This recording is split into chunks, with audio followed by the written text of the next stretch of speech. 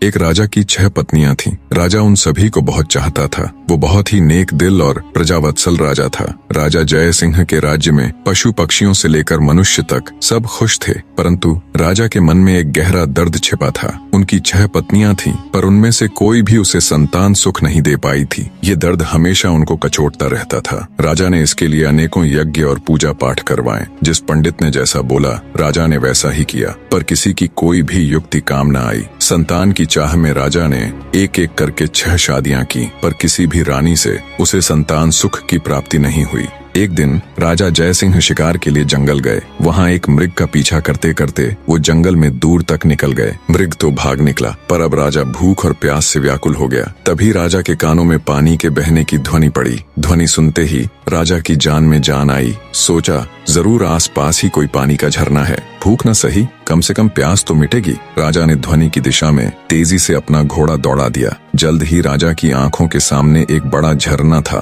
पर जब राजा झरने के पास गया, तभी उसके कानों में एक स्त्री की आवाज पड़ी। अंधे है क्या? दिखाई नहीं देता? एक लड़की स्नान कर रही है। भूख प्यास से व्याकुल राजा ने उस तरफ तो ध्यान ही नहीं दिया था। लड़की की आवाज सुन राजा चौंक गया। उसने तुरंत अपना मुंह फेर लिया और बोला, क्षमा करे देवी, मैं इस जंगल में बहुत देर से भूखा प्यासा भटक रहा हूँ, जिससे विचलित होने के कारण मैं आपको देख नहीं पाया। इतना कह राजा मुंह फेरे ही वहाँ से कुछ दूर चलकर खड़ा हो गया। कुछ ही पलों में वह लड़की स्नान से निवृत्त होकर राजा के पास आई। उसने सूखे वस्त्र धारण किए थे और हाथ में कुछ फल लिए हुए थे। वह राजा के पास आकर बोली, महाशय, अब आप पानी पी सकते हैं। राजा ने झरने से पानी पिया और लड़की के दिए फल खाए। पानी और फल से उनकी भूख प्यास शांत हुई। राजा ने लड़की की ओर देखा और पूछा, हे सुंदरी, तुम कौन हो और इस जंगल ब्याबान में अकेली क्या कर रही हो? लड़की ने जवाब दिया, मेरा नाम मोहिनी है। मैं पास के गांव में रहती हूँ। रोज यहाँ स्नान करने आती हूँ और जंगल से लकड़ियाँ इकट्ठा करती हूँ। ये झरना जंगल के बीच में है, इसलिए यहाँ कोई नहीं आता।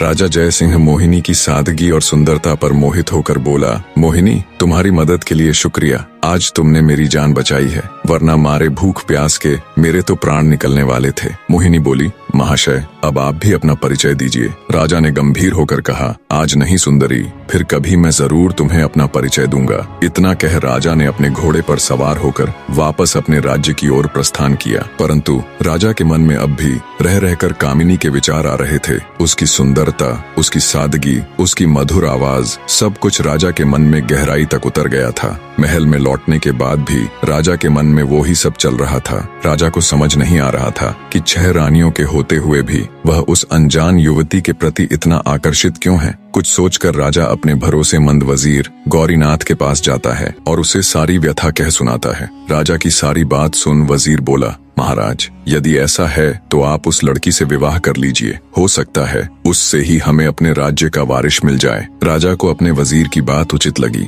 अगले दिन वो अपने वजीर को भी साथ ले जंगल में उसी स्थान पर जाता है जहां उसकी मुलाकात मोहिनी से हुई थी। राजा झरने के पास गया और उसे आवाज दी, पर कोई नहीं आया। जब बहुत बार आवाज देने के बाद भी मोहिनी नहीं दिखाई दी, तो राजा का वजीर उसके पास आया और बोला, राजन, हो सकता है वो आज आई ही ना हो। आपने बताया था वो पास के ही गांव में रहती है, हमें वहीं चलकर देखना चाहिए। राजा और उसका वजीर दोनों अपने घोड़ों के ऊपर सवार हो पास के गांव में जाते हैं। मोहिनी का नाम पूछते पूछते दोनों उसके घर पहुंच जाते हैं। 2 शाही व्यक्तियों को शाही घोड़ों पर देख गांव वाले भी कौतूहलवश आसपास जमा हो जाते हैं। राजा घोड़े से उतरकर झोपड़ी के बाहर जाता है और मोहिनी को आवाज देता है। राजा की आवाज सुन जब मोहिनी रोनी सूरत ले झोपड़ी से बाहर आती है तो उसकी आंखों में आंसू थे।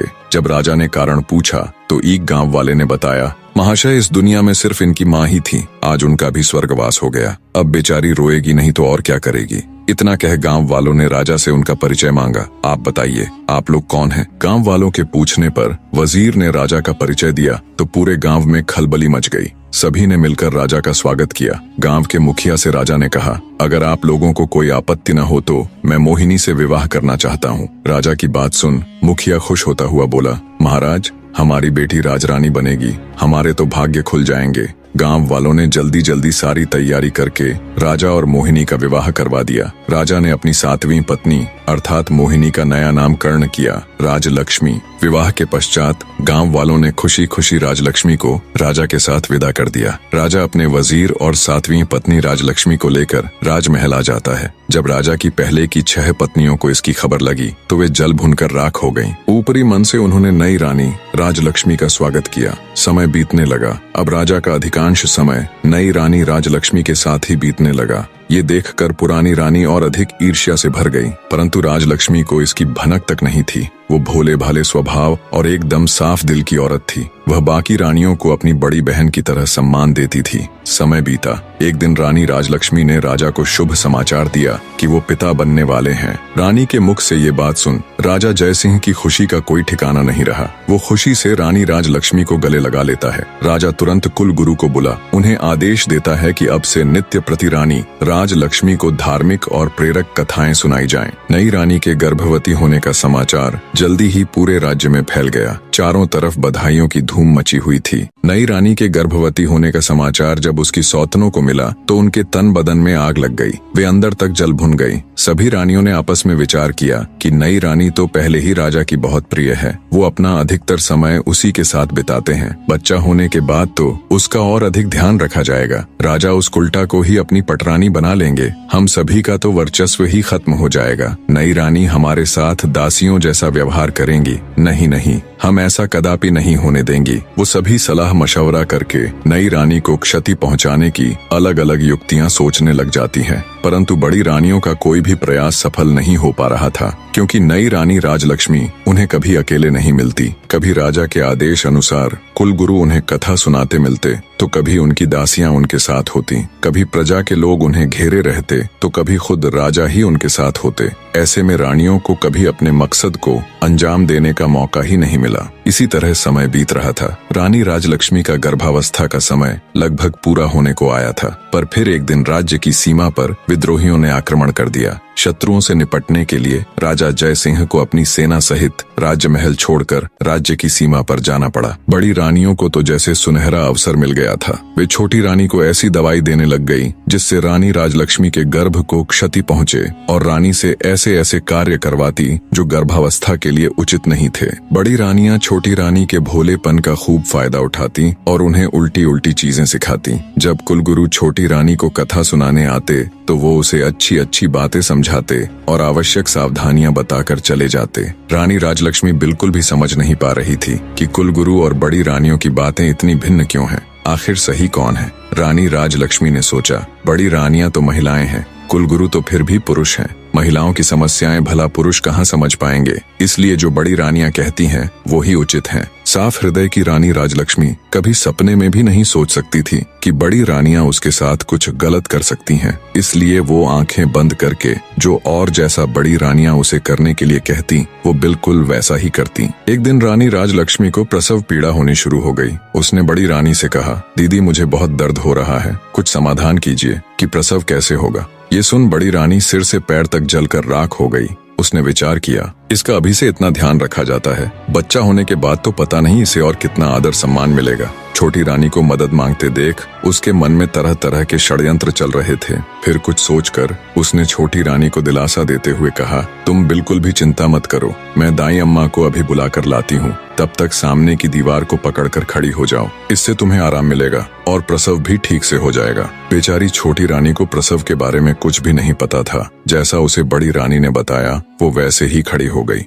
गर्भवती रानी दीवार के सहारे खड़ी प्रसव पीड़ा से कराह रही थी। जब उसकी पीड़ा असहनीय हो गई तो वो वहीं दीवार को पकड़कर बैठ गई और जोर जोर से चिल्लाने लगी, लेकिन उस बेचारी को देखने या सुनने वाला वहाँ कोई भी नहीं था। दूसरी तरफ क्रूर निर्दयी बड़ी रानी और दूसरी रानियों ने अपनी विश्वास पात्र दाई को बहुत सारे धन का लालच देते हुए कहा, तुम जाओ और छोटी रानी के कमरे के बाहर जाकर खड़ी हो जाओ और ध्यान रखना वहाँ कोई और न आने पाए। दाई धन के लालच में रानी राजलक्ष्मी के कमरे के बाहर खड़ी हो गई। उसे छोटी रानी की चीखें बिल्कुल साफ सुनाई दे रही थीं, पर धन के लालच और बड़ी रानियों के डर से वो बस दूर खड़ी रानी को देखती रही। दर्द के मारे असहाय छोटी रानी का एक एक पल सदियों के बराबर बीत रहा था। कुछ ही देर में उस ऊपर वाले की कृपा से उसने एक एक करके 7 बच्चों को जन्म दिया, जिनमें 6 लड़कियां और 1 लड़का था। अत्यधिक पीड़ा के कारण रानी राजलक्ष्मी बच्चों को जन्म देते ही बेहोश हो गई। दूर से सारा माजरा देख रही चंडाल दाई ने तुरंत बड़ी रानी सहित अन्य रानियों को बुलाया और नवजात बच्चों को उन्हें दिखाया। वे सब ये देखकर हैरान थीं कि छोटी रानी ने एक साथ 7 बच्चों को जन्म दिया है और सभी बच्चे बिल्कुल स्वस्थ और तंदुरुस्त हैं। मारे जलन और ईर्ष्या के उन सब की आंखें विस्मय से फैल गईं। वे सब अपनी किस्मत को धिक्कार रही थीं कि कहां हम में से किसी को भी एक बच्चा तक नहीं है, और इस गांव की गंवार को एक साथ 7 बच्चे हो गए, और वो भी बिल्कुल स्वस्थ। पर कोई बात नहीं, जो हमें नहीं मिल सका वो हम इस गवार को भी हासिल नहीं होने देंगी। क्रोध और ईर्ष्या में अंधी हो चुकी बड़ी रानी ने दाई को आदेश दिया, तुम तुरंत जाओ और कुछ ईंट पत्थर के टुकड़ों को लाकर बेसुध छोटी रानी के पास रख दो। रानी का आदेश मिलते ही दाई तुरंत कुछ ईंट और पत्थर के टुकड़े ले आई और उन्हें छोटी रानी के पास रख दिया। फिर बड़ी रानी ने बेरहमी से दाई को आदेश दिया कि अब इन नवजात बच्चों को जंगल में ले जाओ और इन्हें मारकर जमीन में दफन कर देना। इसके बदले हम तुम्हें इतना धन देंगे कि तुम्हारी 7 पुश्तें बैठकर खाएंगी। धन के लालच में अंधी दुराचारी दाई खुश होते हुए उन बच्चों को लेकर वहां से चली गई। उसके जाने के बाद रानियों ने वहां से सभी निशान साफ करके ईंट पत्थरों को छोटी रानी के पास रख दिया और सभी अपने कमरे में चली गई। थोड़ी देर में दाई जंगल से लौटकर रानियों के पास आ गई। तब बड़ी रानी ने पूछा, क्या तुमने बच्चों को दफन कर दिया था? दाई के यहाँ भरने पर रानियों ने उसे खूब सारा धन देकर चलता कर दिया। जब सब कुछ बड़ी रानी की योजना अनुसार हो गया, तब वो अन्य रानियों के साथ बेसुध पड़ी छोटी रानी के पास जा ठंडे पानी के छींटे मारकर उसे होश में लाती है। होश में आते ही छोटी रानी ने पूछा, मेरा बच्चा कहाँ है? मेरा बच्चा कहाँ है? मुझे क्या संतान हुई, लड़का या लड़की? पास पड़े ईंट और पत्थरों की ओर इशारा करते हुए बड़ी रानी बोली, ये देखो, तुमने इन ईंट और पत्थरों को जन्म दिया है। ये सुनते ही छोटी रानी एकदम से आश्चर्य के साथ सन्न रह गई और बोली, ऐसा कैसे हो सकता है कि मैंने ईंट और पत्थरों को जन्म दिया है? नहीं, ये नहीं हो सकता। मैं ये मान ही नहीं सकती कि मुझे बच्चे की जगह ये ईंट और पत्थर हुए हैं। एक औरत के गर्भ से क्या कभी किसी पत्थर को जन्म लेते देखा है? बच्चा तो अवश्य हुआ होगा। इतना कह रानी राजलक्ष्मी रोते हुए बड़ी रानी से बोली, दीदी, कह दो कि ये झूठ है, कह दो कि ये एक मजाक है, कह दो कि आप सब ने मुझसे झूठ कहा है। मेरे बच्चे कहाँ हैं? मुझे अब जल्दी से उनसे मिलवा दो। अब मुझसे ये सब बर्दाश्त नहीं हो रहा। छोटी रानी की बात सुन बड़ी रानी आंखें तरेरते हुए गुस्से में बोली, क्या बक रही हो तुम? हम क्यों तुम्हारे साथ मजाक करेंगे? ये पत्थर ही है जिसे तुमने जन्म दिया है। इतना कहते हुए उन्होंने उन ईंट और पत्थरों को एक थैले में भरकर रख दिया। अब बड़ी रानियों को इंतजार था तो बस राजा के आने का। छोटी रानी बेचारी खून का घूंट पीकर रह गई। भला उस अकेली की उन 6 रानियों के आगे क्या चलनी थी? दुष्ट रानियों ने पूरे महल में ये बात फैला दी कि छोटी रानी ने बच्चों के बदले ईंट और पत्थरों को जन्म दिया है। कुछ समय बाद राजा जय सिंह भी युद्ध जीतकर अपने राज्य में पधारे, पर जब वो अपने राज्य में लौटे तो प्रजा को देख हैरान थे। जिस प्रजा को उनके युद्ध जीत कर आने पर खुशियां मनानी चाहिए थीं, नाचना गाना चाहिए था, उन सब के मुंह लटके हुए थे। ये सब देख राजा को बड़ा आश्चर्य हुआ। वो असमंजस के साथ राजभवन में आए तो बड़ी रानी सहित अन्य 6 रानियों ने उनका स्वागत किया। उनके चेहरे पर अलग ही खुशी झलक रही थी, पर छोटी रानी राजलक्ष्मी का चेहरा मुरझाया हुआ था। ये सब देख राजा ने अपनी छोटी रानी से पूछा, क्या हुआ रानी, आपका चेहरा मुरझाया हुआ क्यों है? छोटी रानी कुछ कहती, उससे पहले ही बड़ी रानी बोल पड़ी, महाराज, चेहरा तो मुरझाना ही था, इसका भेद जो खुल गया है। राजा बोला, भेद? कैसा भेद? तुम मुझे साफ साफ बताओ रानी कि आखिर बात क्या है। क्या रानी का प्रसव ठीक से हो गया था? तब दुष्ट रानी दुख का दिखावा करते हुए बोली, महाराज, हमें ठग लिया गया है। हम सबके साथ बहुत बड़ा फरेब किया गया है। ये भोली सूरत वाली रानी राजलक्ष्मी एक झूठी मतकार और धोखेबाज औरत है। महाराज, ये धूर्त स्त्री गर्भवती होने का दिखावा करती रही, जबकि ये कभी गर्भवती थी ही नहीं। इसने तो बस सब दिखावा किया है। गर्भ होने पर कुछ तो होता, इसे तो ईंट और पत्थर हुए हैं। इतना कहकर बड़ी रानी ने थैले में इकट्ठे किए हुए ईंट और पत्थरों को राजा को दिखाया। ये सब देख राजा तुनक गया और बोला, बड़ी रानी, आप ये क्या कह रही है? भला एक मानव गर्भ से कभी ईंट और पत्थरों को पैदा होते हुए देखा है तुमने कभी? राजा की बात सुन बड़ी रानी बोली, क्षमा करे महाराज, पर हम भी तो आपको वही बताने और समझाने का प्रयत्न कर रही हैं कि इसने हमारे साथ गर्भवती होने का नाटक किया है। हम भी तो कब से उम्मीद लगाए बैठे थे कि राज्य का वारिस आएगा, हमें भी कोई माँ कहने वाला आएगा। हमारे भी कान तरस गए थे महाराज माँ शब्द सुनने को, पर इस दुष्ट औरत ने हम सबके साथ छल किया है। ये सब सुनने के बाद राजा को भी बड़ी रानी की बातों का विश्वास होने लगा। उसे भी लगने लगा कि छोटी रानी ने सबके साथ धोखा किया है। राजा छोटी रानी राजलक्ष्मी से कहता है, तुमने ये सब क्यों किया रानी? तुम्हारी हिम्मत कैसे हुई हमें छलने की? मैं तो जैसे तैसे विधि का विधान मानकर जी रहा था कि शायद हमारे भाग्य में संतान सुख है ही नहीं, पर तुमने तो हमें हमारे जीवन की सबसे बड़ी आशा दिखाकर उस पर पानी फेर दिया। गुस्से से भरा राजा लगातार अपनी छोटी पत्नी को सुनाए जा रहा था, मैंने तो तुम्हारा मासूम सा चेहरा देखकर तुमसे शादी की थी। मुझे क्या पता था तुम हमारे साथ इतना बड़ा विश्वासघात करोगी। आज से तुम इस महल में एक रानी नहीं बल्कि नौकरानी बनकर रहोगी। अब चली जाओ मेरी नजरों के सामने से, नहीं तो पता नहीं मैं गुस्से में क्या कर बैठूंगा। बेचारी छोटी रानी अत्यंत दुखी हृदय से चुपचाप कमरे से बाहर चली जाती है। इस घटना के बाद राजमहल में छोटी रानी का जीना दुस्सवार हो गया। बड़ी रानियां उसके साथ बहुत बुरा व्यवहार करती, नौकरानियों से भी ज्यादा उससे काम लिया जाता। छोटी रानी बेचारी जैसे तैसे अपने दिन काट रही थी। उसके पास कोई ऐसा प्रमाण भी नहीं था जिससे वो साबित कर सके कि वो सच में गर्भवती थी। अत्यंत दुखों से घिरी बेचारी छोटी रानी रात में घंटों अकेली बैठकर रोती रहती और सोचती, हे भगवान, ये मेरे साथ क्या हो गया? मुझसे ऐसा क्या पाप हो गया जिसकी मुझे इतनी बड़ी सजा मिल रही है? छोटी रानी को ये सोच सोच कर आश्चर्य होता कि मेरे नन्हे नवजात बच्चों के साथ पता नहीं क्या हुआ होगा। कहाँ और किस अवस्था में होंगे वो, पता नहीं जिंदा भी है या फिर काल का ग्रास बन गए। कई बार वो सोचती कि क्यों न सब कुछ छोड़ छाड़ कर वापस अपने गांव में चली जाऊं और अपनी पहले वाली जिंदगी जीऊं, पर फिर उसे गांव वालों का ख्याल आ जाता कि कैसे उन सब ने उसे कितने अरमानों से राजा के साथ विदा किया था। कितने खुश थे पूरे गांव के लोग। अब वापस जाकर उन सबको क्या जवाब दूंगी? किस मुंह से अपने दुर्भाग्य की कथा उनको बताऊंगी? यही सब सोचकर वो गांव जाने का विचार त्याग देती है। ऐसे ही समय गुजरता गया। एक दिन राजा जय सिंह अपने राज दरबार में बैठा था, तभी उनके राज्य में स्थित एक छोटे से गांव का प्रधान उनके पास आता है और हाथ जोड़कर राजा से कहता है, महाराज, आज मैं आपके सामने अपने गांव की एक बहुत ही विचित्र घटना के बारे में बताने के लिए हाजिर हुआ हूँ। ये घटना इतनी विचित्र है महाराज कि इसके बारे में आपको अवश्य पता होना चाहिए। राजा जय सिंह ग्राम प्रधान की बात सुन कहता है, कहो प्रधान जी, ऐसी क्या विचित्र घटना हुई भला? तब ग्राम प्रधान राजा को बताना आरंभ करता है, महाराज, हमारे गांव के पास ही एक जंगल लगता है, जहां से गुजरते वक्त पिछले कुछ समय से हम वहां एक चंपा फूल का पौधा और उसके आसपास बांस के कई पेड़ों को देख रहे हैं। पर महाराज, विचित्र बात तो ये है कि उन पौधों को किसी गांव वाले ने नहीं उगाया, बल्कि वो खुद ही वहां उगाए हैं। और उससे भी विचित्र बात है, उन पौधों की उगने की बनावट, उन्हें देखकर बिल्कुल ऐसा लगता है महाराज जैसे वो बांस के पौधे खास तौर पर उस चंपा के पौधे की सुरक्षा के लिए ही लगाए गए हों। ग्राम प्रधान की बात सुन राजा बोल पड़ा, तुम ये क्या कथा सुना रहे हो भाई?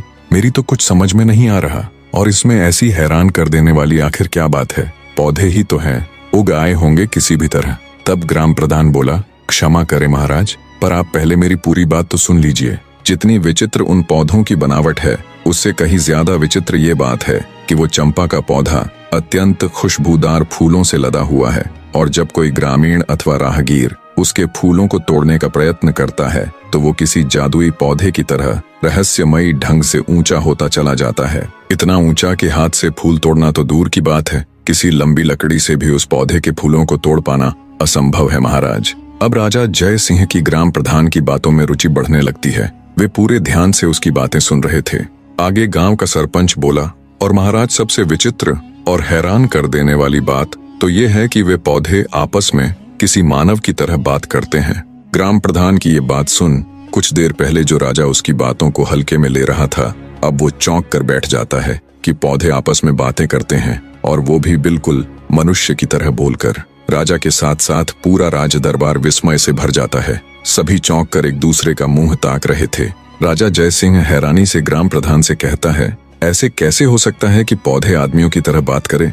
ठीक है प्रधान जी, अब ये भी बता दीजिए कि वो पौधे आखिर बात क्या करते हैं? प्रधान जी राजा को जवाब देते हुए कहते हैं कि महाराज, जब भी कोई मनुष्य फूल तोड़ने के लिए चंपा के पौधे की तरफ हाथ बढ़ाता है तो चंपा के पौधे से आवाज आती है कि बांस भैया, गांव के ग्रामीण फूल तोड़ने के लिए आए हैं, इनको फूल दूं या लगूं आकाश। इसके बाद उन बांस के पौधों से आवाज आती है, नहीं बहना, लगो आकाश। और उसके आगे का तो मैंने आपको बताया ही है महाराज कि चंपा की डालियां इतनी ऊंची होती चली जाती हैं कि उनसे फूल तोड़ना असंभव है, परंतु सुबह जमीन में अपने आप अत्यंत सुगंधित फूल बिखरे हुए मिलते हैं। पर आज तक कोई भी व्यक्ति उन फूलों को अपने हाथों से नहीं तोड़ पाया है। गांव के सरपंच की बात सुन राजा जय सिंह सोच में पड़ जाता है। फिर कुछ देर विचार कर वो अपने भरोसेमंद वजीर गौरीनाथ को बुलाकर उसे निर्देश देते हुए कहता है, मंत्री जी आप फौरन वहां जाओ और सच का पता लगाओ। वजीर गौरीनाथ जी महाराज कह तुरंत ग्राम प्रधान को साथ ले गांव के लिए चल पड़ता है।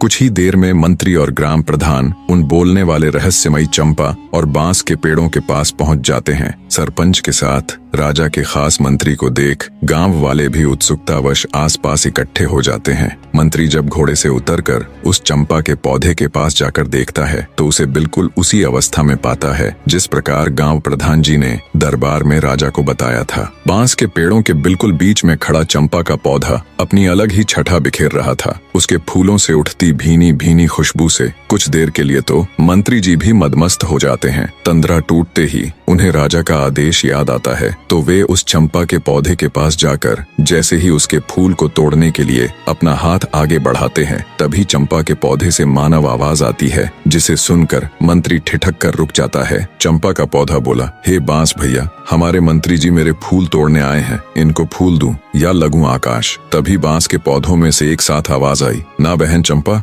लग जा आकाश। ये तो वही मंत्री है जिनके ऊपर हमारी माँ की जिम्मेदारी थी, पर ये उसमें पूरी तरह विफल रहे, इसलिए ये आपके फूलों के कतई हकदार नहीं है बहना। बिल्कुल स्पष्ट और साफ आवाज में पौधों की वार्तालाप सुन मंत्री एकदम सन्न रह जाता है। उसके आश्चर्य का कोई ठिकाना नहीं था। हक्के बक्के खड़े मंत्री के देखते देखते चंपा का पौधा आकाश में जा लगा। ये देख एकदम सुन्न खड़े मंत्री के पूरे शरीर में सिरहन दौड़ गई। गांव वाले भी खड़े खड़े ये पूरा तमाशा देख रहे थे। तभी बांस के पौधों से आवाज आती है, जाइए मंत्री जी और अपने राज कार्यों को देखिए, आप किसी इंसान की जिम्मेदारी लेने के योग्य नहीं हैं। मंत्री भौचक्का खड़ा बांस के पौधों को देखता हुआ सब सुन रहा था। आगे बांस का पौधा कहता है, मंत्री जी, राजा महाराज तो युद्ध में चले गए थे, उनके बाद हमारी माँ की देख रेख का दायित्व आपका ही था, और कुछ नहीं तो कम से कम हमारी माँ के प्रसव के दौरान तो वहाँ हाजिर रहकर ये देखते कि उन्हें किसी बात की कोई परेशानी तो नहीं, पर आपने तो उनकी कोई खैर खबर तक नहीं ली। बांस के पेड़ों की आवाज सुन हैरान खड़ा मंत्री विचार करता है कि ये पौधे बोल कैसे रहे हैं और इतना सब कैसे जानते हैं। वो सोचता है, बात तो बिल्कुल सही कह रहे हैं, मैंने रानी राजलक्ष्मी की कोई सुध नहीं ली। ये सोचकर मंत्री आत्मग्लानि से भर उठता है। सोचा ये तो उससे बड़ी भूल हो गई। राजा की गैर हाजिरी में उसे रानी राजलक्ष्मी को गर्भावस्था में संभालना चाहिए था। मंत्री जी सोचते हैं, इसका मतलब क्या रानी राजलक्ष्मी के साथ कोई बड़ा षड्यंत्र हुआ था या कुछ और बहुत बुरा जो वो नहीं जानते। ये विचार आते ही उसने जब ये सब उन पौधों से जानना चाहा तो उनमें से कोई आवाज नहीं आई। जब बहुत प्रयास करने पर भी पौधों ने कोई जवाब नहीं दिया तो हैरानी के साथ साथ आत्मग्लानि से भरे मंत्री जी बोझिल हृदय के साथ वापस राजमहल की तरफ चल पड़ते हैं। वहाँ पहुंचकर वो सारा किस्सा राजा जय सिंह को कह सुनाते हैं और बोले, महाराज क्षमा करें, पर मुझे लगता है राजमहल में कुछ षड्यंत्र तो जरूर हुआ है। महाराज, आपकी गैर हाजिरी में मैं राजरानी की अच्छी तरह देखभाल नहीं कर पाया। आज उन पौधों की बात सुनकर ऐसा लग रहा है महाराज जैसे राजमहल में राजरानी राजलक्ष्मी के साथ कुछ बहुत बुरा हुआ है। मैंने उन पौधों से जानने की बहुत कोशिश की लेकिन उन्होंने मुझे कुछ नहीं बताया, इसलिए मेरा आपसे अनुरोध है कि आपको खुद वहाँ जाकर उन पौधों से बात करनी चाहिए।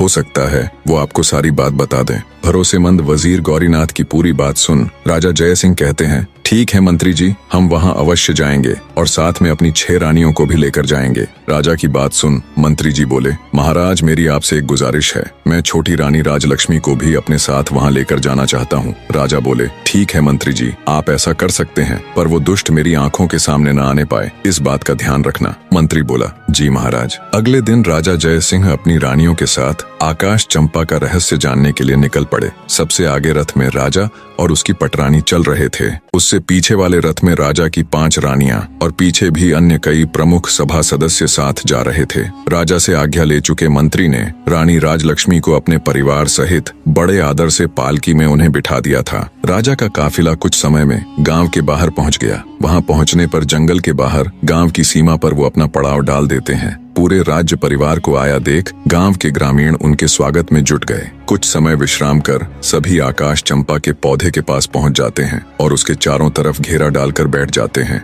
आज भी चंपा का पौधा अपनी सामान्य ऊंचाई पर खड़ा लहलहा रहा था और चारों तरफ अपनी खुशबू बिखेर रहा था। सब लोग उसकी खुशबू से सराबोर हो उठे, पर राजा तो चंपा के पौधे के रहस्य को जानने के लिए बेताब था। राजा की 6 पत्नियां उसके साथ बैठी थीं और छोटी रानी राजलक्ष्मी मंत्री जी की पत्नी के साथ बैठी हुई थीं। तभी बड़ी रानी यानी राजा की पटरानी राजा से बोली, महाराज, यदि आपकी आज्ञा हो तो क्या मैं इस खुशबूदार चंपा के पौधे से कुछ फूल तोड़ लूं? राजा बोला, अवश्य रानी साहिबा। तभी राजा की दूसरी पत्नी भी बोल उठी, महाराज, इन फूलों की उठती भीनी भीनी खुशबू को महसूस कर मुझसे बिल्कुल भी नहीं रुका जा रहा। क्या मैं भी फूल ले लूं? दूसरी रानी के साथ साथ तीसरी, फिर चौथी, सभी रानियों ने ऐसा कहा तो राजा बोला, अवश्य तुम सब वो फूल ले लेना। राजा ने सबसे पहले 6वें नंबर यानी छोटी रानी को फूल चुनने का निर्देश दिया और पटरानी सहित अन्य रानियों से बोले कि ये तुम सब में सबसे छोटी है, इसलिए सबसे पहले उसे ही फूल चुनने का अवसर मिलना चाहिए। राजा की बात से पटरानी सहित अन्य रानियां सहमत हो गईं, तो 6वें नंबर की रानी फूल तोड़ने के लिए चंपा के पौधे के पास जाती है। राजा सहित वहां मौजूद सभी की उत्सुकता पूरे चरम पर थी। सभी ये देखने के लिए आतुर थे कि अब क्या होगा। रानी ने पेड़ के पास जाकर जैसे ही फूल तोड़ने के लिए अपना हाथ आगे बढ़ाया, तभी चंपा के पौधे से आवाज आई, रुकिए रानी जी, आप मेरी आज्ञा के बिना मेरे फूल नहीं तोड़ सकती। पौधे की आवाज सुन रानी ठिठक कर वहीं रुक जाती है। चंपा के पौधे से आई आवाज इतनी स्पष्ट और तेज थी कि राजा सहित वहां मौजूद सभी लोगों ने उसे सुना। अब तक तो राजा ने सिर्फ अन्य लोगों के मुख से ही बोलने वाले चंपा के पौधे के बारे में सुना था, पर अब जब उसने अपने कानों से सुना तो वो भी हैरान रह गया। उसके आश्चर्य की कोई सीमा नहीं थी। तभी चंपा के पौधे से आवाज आई, बांस भैया, हमारी सौतेली छोटी माँ हमारे फूल तोड़ने आई है। मैं टूटू या लगूं आकाश? बांस के पौधे में से आवाज आई, बहन चंपा, लग जा आकाश, ये तो तुम्हें छूने योग्य भी नहीं है। क्या तुम्हें याद नहीं कि इन्होंने हमारी माँ के साथ कैसा अत्याचार किया है? इसलिए बहन इनके बारे में मत सोच और लग जा आकाश। बांस के इतना कहते ही चंपा की डालियां फिर से ऊपर उठीं और आकाश को छूने लगी। रानी पौधे की बात सुन हैरान थी कि ये पौधा क्या बोल रहा है, कहीं हमारी पोल ना खुल जाए। उसकी सिट्टी पीटी गुम हो गई। रानी ने सोचा, कहाँ तो फूल तोड़ने आई थी, फूल मिलना तो भाड़ में गया, यहाँ तो हमारा ही किया कराया उजागर हो रहा है। निराश हो चुपचाप वो एक चोर की तरह वापस आकर अपने स्थान पर बैठ गई, दुखी हृदय के साथ खुद में ही खोई। रानी राजलक्ष्मी के कानों में जब सौतेली माँ नामक शब्द पड़े तो उसके भी कान खड़े हो गए। चंपा और बांस की सारी बातें सुन उनका हृदय विचलित होने लगा। राजा सहित अन्य लोग भी सारी वार्तालाप सुन हैरान थे, पर किसी की समझ में अब तक कुछ नहीं आ रहा था। 6वें नंबर की रानी के आने के बाद 5वीं, चौथी, तीसरी और फिर दूसरी रानी भी हार मानकर अपने स्थान पर बैठ गई। जब किसी को चंपा का फूल नहीं मिला तो राजा की पटरानी अथवा बड़ी रानी चंपा के पौधे के पास गई। चंपा का पौधा अब भी आकाश में लगा हुआ था। पटरानी बोली, सुनो चंपा के पौधे, मैं इस राज्य की महारानी और महाराजा की पटरानी हूँ। इस राज्य में जो कुछ भी है उसके ऊपर हमारा अधिकार है, इसीलिए चंपा अपनी डाली को नीचे झुका और मुझे फूल तोड़ लेने दे। इस बार चंपा की डालियों से आवाज आई, भैया बांस, हमारी सौतेली माँ हमें फूल देने के लिए चेतावनी के साथ धमका रही है और हमें अपना आदेश मानने के लिए कह रही है। तुम क्या कहते हो, हमें इनका आदेश मानना चाहिए या नहीं? बांस बोला, ना बहना, तुम्हें आदेश देने का इनके पास कोई अधिकार नहीं है। ये पटरानी होंगी राजा की और अपने राज्य की। हम इनके राज्य की प्रजा नहीं है और न ही हम कोई वस्तु है जो इनके उपयोग में आना आवश्यक हो। क्या तुम्हें याद नहीं है बहना, इन्हीं के आदेश से तो सारा काम हुआ है। इन्होंने ही तो हमारी माँ को सबसे ज्यादा दुख दिया है और इन्होंने ही हमें वन में भेजकर हमारी मृत्यु का रास्ता तैयार किया था। यह तो महारानी बनने के लायक भी नहीं है, इसलिए बहना तुम्हें इनके पापी हाथों का स्पर्श भी नहीं होने देना चाहिए। सभी के सामने ये बातें सुनकर बड़ी रानी का सर लज्जा से झुक गया। शर्म और अपने कुकर्म का भेद खुल जाने के डर से बड़ी रानी भी ठगी सी चुपचाप अपनी जगह आकर बैठ गई। सारा माजरा देख राजा जय सिंह अब की बार खुद जाने के लिए खड़े होते हैं। चंपा के पौधे की डालियां अब पहले की तरह वापस अपनी सामान्य ऊंचाई पर आ गईं। अब की बार राजा जय सिंह खुद उठे और फूल तोड़ने के लिए पौधे के पास गए। जब राजा ने फूल तोड़ने के लिए अपने हाथ आगे बढ़ाए तभी चंपा के पौधे से आवाज आई, ना ना महाराज, आप यह भूल कभी मत कीजिएगा। आपको फूल तोड़ने से रोकने के लिए मैं अपने भैया से भी अनुमति नहीं लूंगी और यदि भैया अनुमति दे भी देंगे तो भी मैं आपके हाथों में नहीं आऊंगी। इसलिए आप अपने हाथ पीछे ही रखिए और फूल तोड़ने का विचार त्याग दीजिए। चंपा के पौधे की बात सुन राजा जय सिंह हैरान रह गया। सोचा आखिर ऐसा क्या हुआ कि उनको रोकने के लिए चंपा अपने भाइयों से भी अनुमति नहीं ले रही। राजा बोला, हे चंपा के पौधे, मैं इस देश का राजा हूँ। मैंने कभी भी किसी के साथ अन्याय नहीं किया। मैं अपनी प्रजा को अपनी संतान की तरह मानता हूँ। मेरे राज्य में मनुष्य ही नहीं, पशु पक्षी भी खुश और स्वतंत्र है। मैंने आज तक किसी को जरा सी भी तकलीफ नहीं दी। फिर मुझसे ऐसी क्या भूल हो गई कि मुझे अपने फूल लेने से रोकने के लिए आपको अपने भाइयों से भी पूछने की जरूरत नहीं पड़ी। तब चंपा के पौधे से आवाज आई, हे राजा महाराज, इसमें कोई शक नहीं कि आपने आज तक किसी भी जीव जंतु को कोई तकलीफ नहीं दी, परंतु महाराज, आप में एक सबसे बड़ी कमी है कि आप कान के कच्चे हैं। जो कोई भी आपसे जैसा भी कहता है, आप बिना सच्चाई जाने वैसा ही मान लेते हैं। खुद से कभी भी सच्चाई जानने की कोशिश नहीं करते। आपने प्रजा को तो संतान मान लिया, लेकिन क्या कभी आपने अपनी संतान की खोज खबर करने की जरा सी भी कोशिश की? क्या आपने कभी ये जानने की कोशिश की कि आपकी अपनी संतान कहाँ है? अरे छोड़िए राजा महाराज, आप तो अपनी गर्भवती पत्नी की भी सुरक्षा तक नहीं कर पाए। बिना सच्चाई का पता किए आपने एक सच्ची नारी को धोखेबाज कहकर नौकरानी बना दिया। तो जाइए महाराज, जाकर अपने राज्य को संभालिए। आप मेरे फूलों के बिल्कुल भी योग्य नहीं हो। चंपा के पौधे की बात सुन बेचारा राजा निरुत्तर हो गया और चुपचाप मुंह लटकाए वापस अपनी जगह पर आकर बैठ गया। उनके मन में हजारों सवाल एक साथ उठ रहे थे। उन्हें कुछ समझ नहीं आ रहा था, क्या सच है क्या झूठ।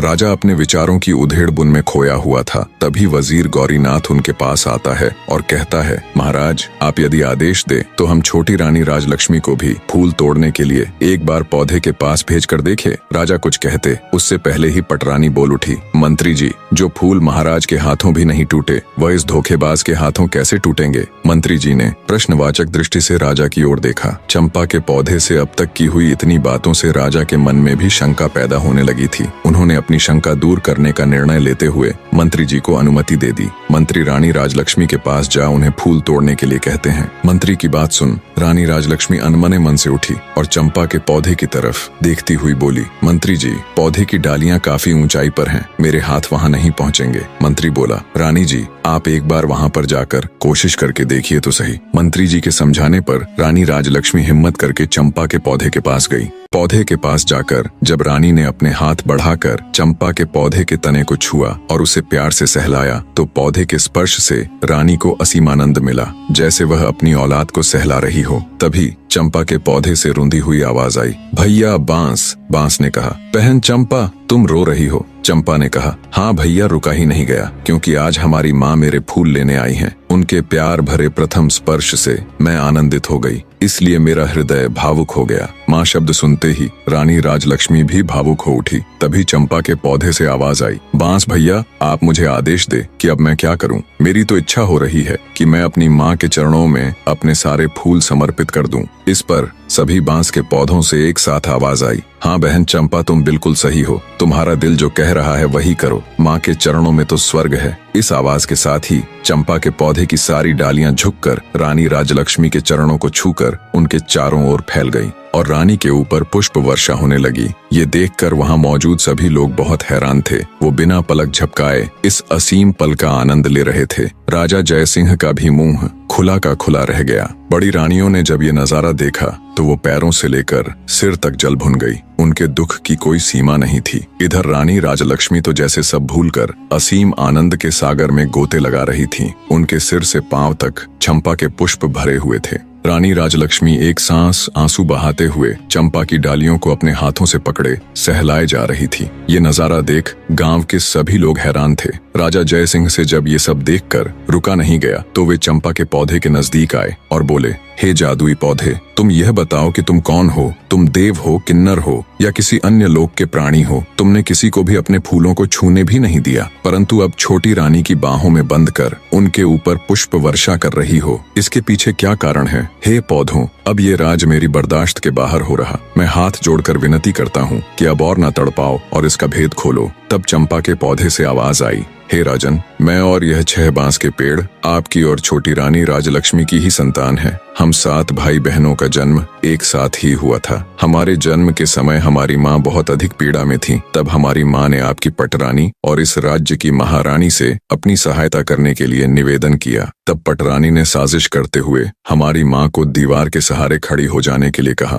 ताकि जब हमारा जन्म हो तब हम ऊंचाई से गिरकर मृत्यु को प्राप्त हो जाए। पर महाराज, ईश्वर की कृपा से हम 7 का जन्म उसी अवस्था में बिल्कुल ठीक ठाक हो गया। पर हमारी माँ दर्द के कारण हमें जन्म देते ही बेहोश हो गई। उनकी बेहोशी का फायदा उठाते हुए बड़ी रानी ने एक दाई को बुलाया और उसे पैसों का लालच देकर हमें मारकर जंगल में जमीन में दबाने के लिए कहा। मात्र कुछ सेकंड्स के नवजात बच्चों को दफन करने के लिए बेरहम दाई जंगल की ओर चल पड़ी। दाई को जंगल भेजने के बाद बड़ी रानी सहित अन्य रानियों ने अपने घिनौने षड्यंत्र के तहत कुछ ईंट और पत्थर के टुकड़ों को हमारी माँ के पास रख दिया। दूसरी तरफ जब दाई हमें जंगल में लेकर आई और दफन करने के लिए जमीन खोदने लगी, तभी आकाश मार्ग से महाराज इंद्रदेव की कुछ अप्सराएं वन भ्रमण के लिए आ रही थीं। जब उनकी दृष्टि हम पर पड़ी तो उन्हें हम पर दया आ गई। उन्होंने हमें उठा लिया और अपनी शक्तियों से बहुत जोर की आंधी चला दी। धूल मिट्टी उड़ने के कारण दाई हमें खोजती रह गई। हमारे नहीं मिलने पर महल में जाकर उसने महारानी के डर से झूठ बोल दिया कि उसने हमें मारकर जमीन के अंदर दबा दिया है। दाई के वहां से जाने के बाद अप्सराओं ने मेरे 6 भाइयों को बांस में बदल दिया और मुझे चंपा के फूल का पौधा बना दिया। बस उन्हीं की कृपा से हमें सभी बातें याद हैं और हम सभी को पहचान कर उनके अनुसार अपना व्यवहार कर पा रहे हैं और मानव की आवाज में बोल पा रहे हैं। सारी बातें जान राजा सहित वहां मौजूद सभी लोग हैरान थे। रानी राजलक्ष्मी की आंखों से तो अश्रु रुकने का नाम ही नहीं ले रहे थे। राजा जयसिंह बोले, मेरे बच्चों, तो क्या तुम सब अब ऐसे ही पौधों के रूप में रहोगे? क्या ऐसा कोई भी रास्ता है जिससे तुम अपने मानव रूप में आ सको? तब चंपा बोली, महाराज, जब हमारी माँ हम सब की एक एक पतियों को तोड़कर इंद्रदेव को याद कर उनसे प्रार्थना करेंगी, तब हम सब अपने असली रूप में आ जाएंगे। चंपा के पौधे की बात सुनते ही रानी राजलक्ष्मी ने तुरंत बांस और चंपा की एक एक पत्तियां ली और हाथ जोड़कर पूरी श्रद्धा के साथ बोली, हे इंद्र महाराज, मैं पूरी जिंदगी आपकी सेवा करूंगी, आपकी पूजा करूंगी, फिर भी आपके उपकार का मैं प्रतिकार नहीं कर पाऊंगी। आपने इतने दिन मेरे बच्चों को संभाल कर रखा, अब कृपया इन्हें मेरे आंचल में डाल दो महाराज। रानी राजलक्ष्मी का इतना कहना था कि पल भर में ही बांस और चंपा के पौधे विलीन हो गए और वहां पर लगभग 5 वर्ष के 6 बालक और एक बालिका प्रकट हो गए। रानी राजलक्ष्मी और राजा जयसिंह ने तुरंत आगे बढ़कर बहते नेत्रों से सभी बच्चों को अपनी बाहों में भर लिया। राजा जयसिंह अपनी छोटी पत्नी रानी राजलक्ष्मी से हाथ जोड़कर माफी मांगता है। वहां उपस्थित सभी राज दरबार व गांव के लोग स्तब्ध खड़े ये पूरा दृश्य देख रहे थे। सबकी आंखें नम थीं, शिवाय बड़ी रानियों के। ये सब देखकर उनके पैरों नीचे से तो जैसे धरती खत्म हो गई थी। राजा जयसिंह अपने सिपाहियों को आदेश देता है, पकड़ लो इन दुष्ट औरतों को और फांसी पर लटका दो। ये दुराचारिणी तो मानवता के नाम पर कलंक है। राजा की ये बात सुन रानी राजलक्ष्मी कहती है, महाराज, आज मेरे लिए मेरी जिंदगी का सबसे बड़ा दिन है। आज इतने बड़े खुशी के मौके पर मैं किसी के लिए इतना काला दिन नहीं लाना चाहती। मेरा आपसे अनुरोध है, आप इन सबको क्षमा कर दीजिए। राजा बोला, रानी, आपका हृदय बहुत विशाल है, पर इनके गुनाह को देखते हुए इन्हें क्षमादान तो नहीं दिया जा सकता, किंतु आपके अनुरोध पर मैं इन दुराचारिणियों को आजीवन कारावास की सजा देता हूँ। दुष्ट रानियों को सजा मिल जाती है। राजा जयसिंह अपनी पत्नी रानी राजलक्ष्मी और अपने बच्चों के साथ सुखमय और शांतिपूर्ण जीवन व्यतीत करते हैं।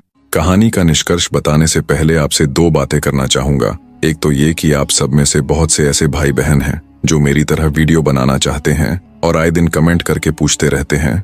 उन सब के लिए मैंने एक कंप्लीट ट्यूटोरियल वीडियो एक छोटे से प्राइस के साथ बना दी है। आप सबको उसके लिए मेरा चैनल ज्वाइन करना पड़ेगा। कुछ समझ ना आए तो आप पूछ सकते हैं, आपकी पूरी हेल्प की जाएगी। दूसरी ये कि कहानी कैसी लगी, ये सब कमेंट करके जरूर बताएं। आपके कमेंट्स पढ़कर बहुत अच्छा लगता है। और ये भी बताइए कि नेक्स्ट स्टोरी किसकी देखना चाहेंगे। अब आते इस कहानी के निष्कर्ष पर। यह कहानी एक माँ की ममता, एक पिता के पश्चाताप और ईश्वर की लीला का ऐसा संगम है जो मानवता के सबसे गहरे भावों को छूती है। रानी राजलक्ष्मी की ममता इस बात का प्रमाण है कि एक माँ के हृदय से निकली पुकार सृष्टि के हर कण को झकझोर देती है। वर्षों तक अपने बच्चों से दूर रहकर भी उन्होंने विश्वास नहीं खोया और अंततः उनकी श्रद्धा और प्रेम ने देवताओं को भी झुकने पर मजबूर कर दिया। राजा जयसिंह का पश्चाताप, उनके अंदर का टूटता हुआ अहंकार, ये बताता है कि सत्य की राह में झुका हुआ सिर ही सबसे ऊंचा होता है। जब उन्होंने अपनी भूल को स्वीकारा तो उनका मन भी पावन हो गया। और रानी राजलक्ष्मी का क्षमा भाव इस संसार को यह सिखाता है कि सच्चा प्रेम बदले की भावना नहीं रखता, बल्कि क्षमा और करुणा से जीवन को सुंदर बनाता है। प्रेम, विश्वास और आस्था की शक्ति से जीवन की सबसे कठिन परिस्थितियों को भी बदला जा सकता है। जब मनुष्य के हृदय में सच्ची प्रार्थना होती है तो ईश्वर भी उनके लिए मार्ग प्रशस्त कर देते हैं। जीवन में कितनी भी कठिनाई आए, लेकिन यदि प्रेम और श्रद्धा के दीपक को मन में जलाकर रखा जाए तो अंततः विजय हमारी ही होती है। यह कहानी केवल एक कथा नहीं बल्कि एक अमर संदेश है कि विश्वास, प्रेम और करुणा से ही जीवन का वास्तविक अर्थ पूरा होता है। अंत तक बने रहने के लिए आपका धन्यवाद।